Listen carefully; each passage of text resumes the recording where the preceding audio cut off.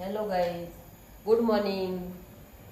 જમવાનો ટાઈમ થઈ ગયો છે અને આ રોટલી ચાલુ કરી બનાવવા માટે, જમવા માટે.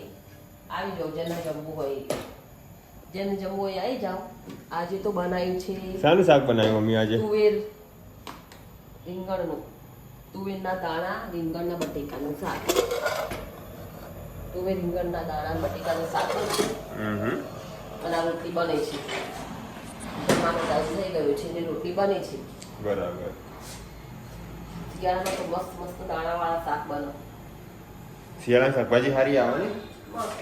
મૂળા નહીં આવતા, મૂળાવાળો આવતો જ નહીં. પેલો આપણો બધેલો હોય ક્યાં ગયો? શું ખબર.